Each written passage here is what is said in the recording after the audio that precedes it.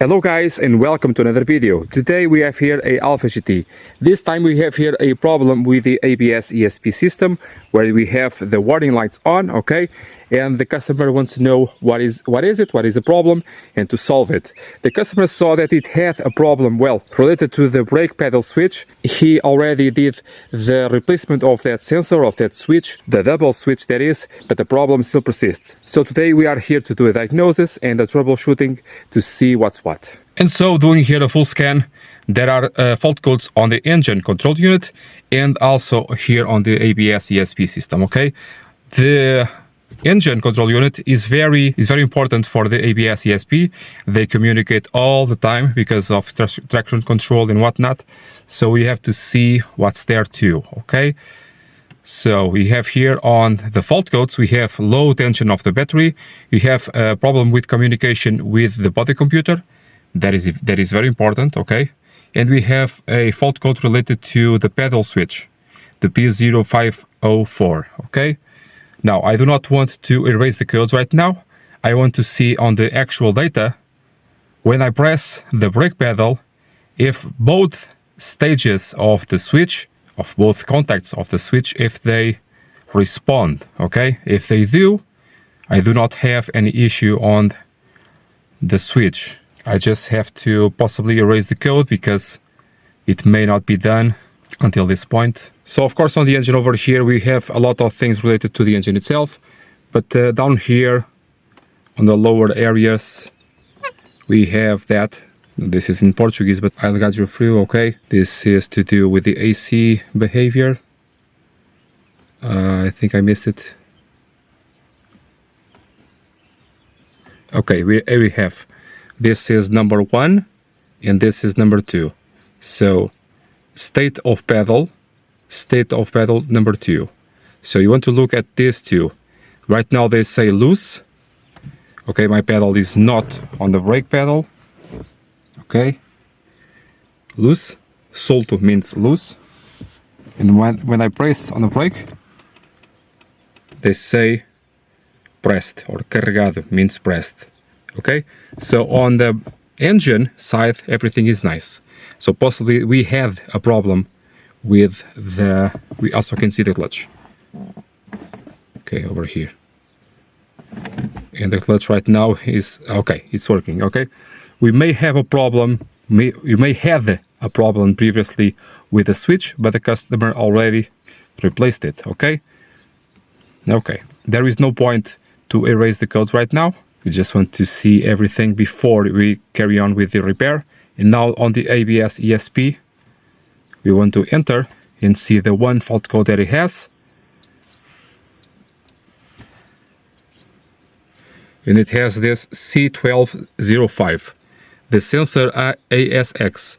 This is an abbreviation. It may mean front left, front right, or rear left, or rear right, okay? Not knowing what it is, we can see how to find it. But actually before that I want to see also on the ABS ESP if it recognizes my pedal inputs, okay? That is very important because one of the pedal inputs goes directly to the ABS and the other one goes directly to the body computer. So we have to see that, okay? The ECU will ask for that information to the body computer, one of them. But the other one, the other info, it is directly to the ESP. Okay, so we have here the speed of each wheel, okay, and we will see that in a bit, okay, because we want to know which one is at fault. And right now over here we can see, well, it is in Portuguese, but we can see the front right, the front left, the rear right, the rear left, okay. If one of them will not do anything or presents a very stupid number, it is that is bad, okay? But before that, so this is the first one, the first stage. Desligada means off, ligada means on. And down here, second pedal contact, it is on, and then when I press it, means off. Okay, so everything is nice. Carrying on, we already have over here the 4 wheel sensors, and that fault code that said ASX, it may mean the A for anteriore, which means front, and the SX usually means sinistra, which means left. So it may be the front left wheel over here. This one may be the one that is failing. So we can do this on the graph, and it will be this one over here. And starting the car and running the car just a bit here on my lawn, we may see something.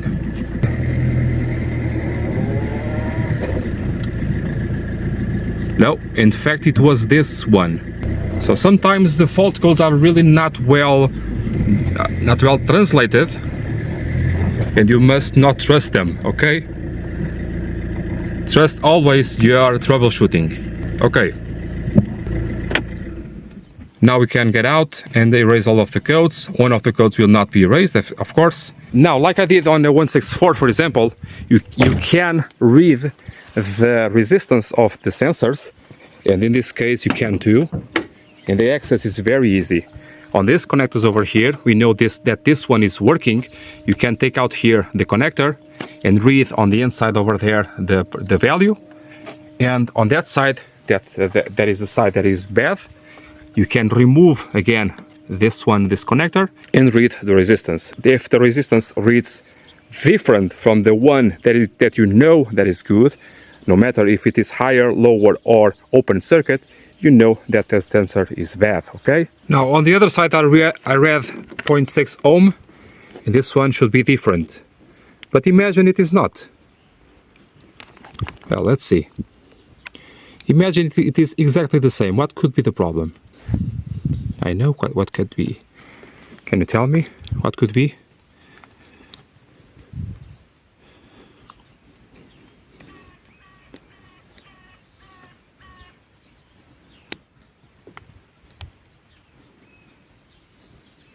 So circuit open.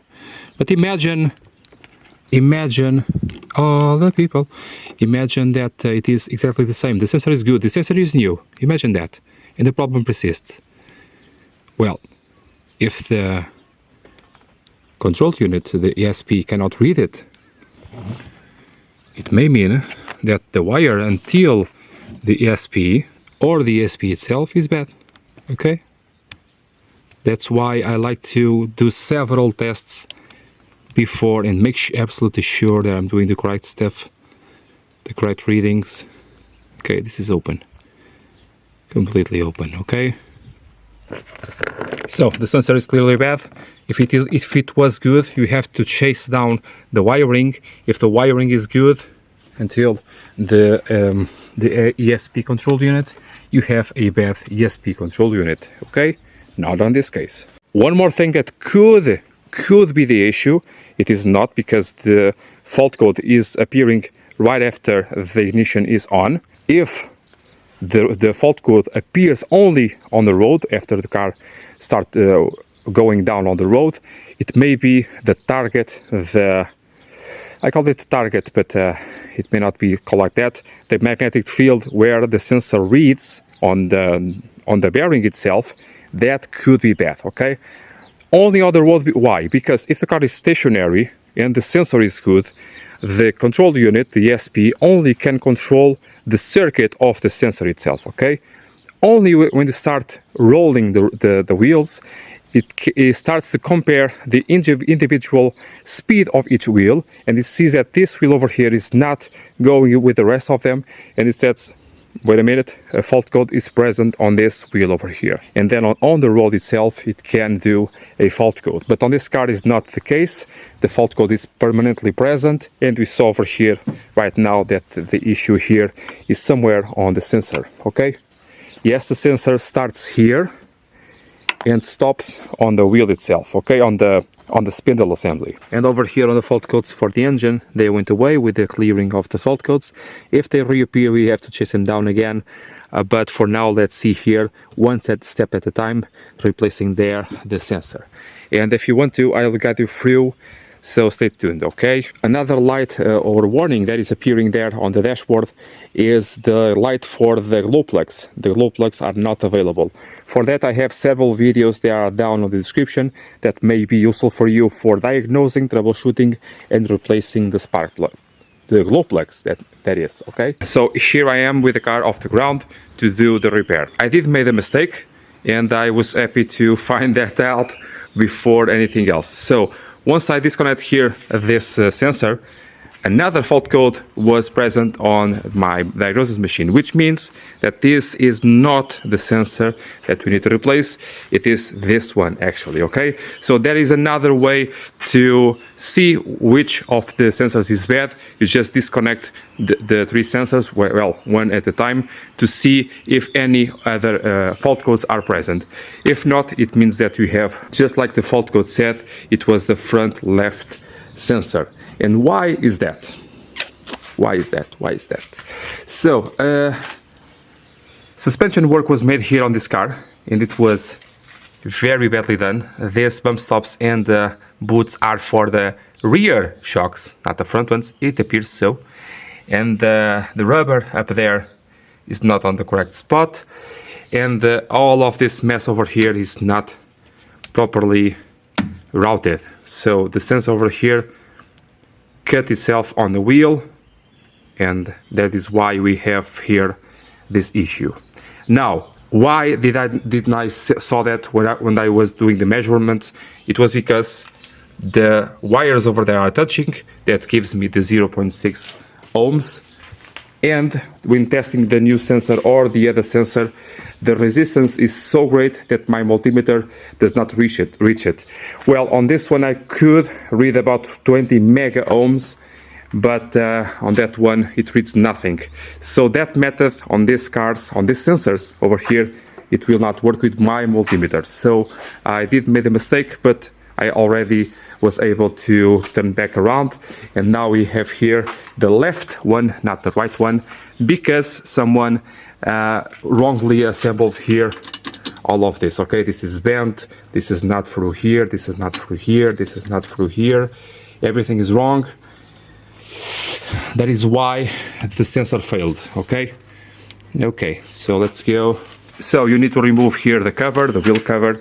For that I already have videos for that, namely on the 156. It is exactly the same thing. You just have here a small thing from factory, okay, and that's it. So we need to remove there on the hole, we need to follow the wire and take out that foam. Then on the upper part also take out here this foam and just route your wires, your cable, so everything is nice.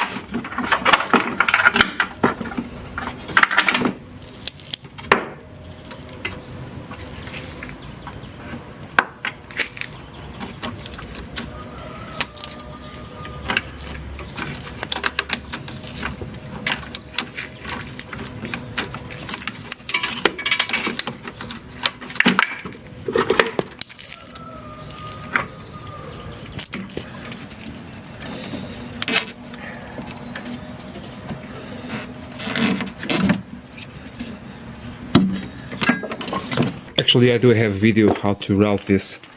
It is on a 156 first series. It is exactly the same thing as this one, okay?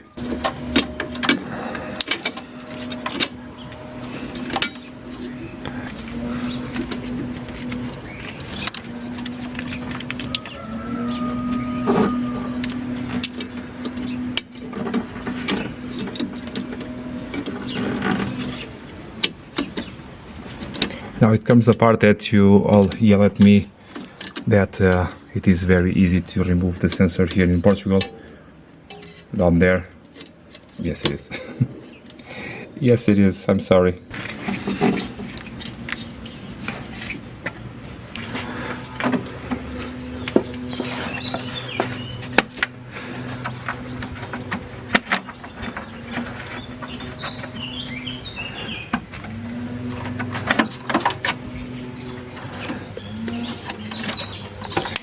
So if I remember, it goes like, yeah, okay.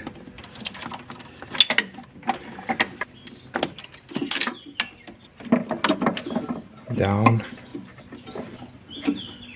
then up, come on.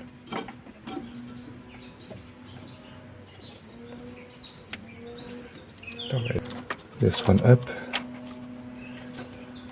You may want to copy from the other side, but if it is wrong, well, this one also will be.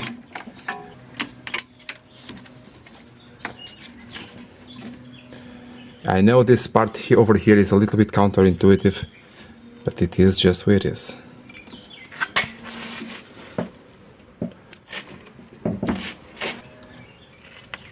Okay, now this part just go into the hole. And that's it.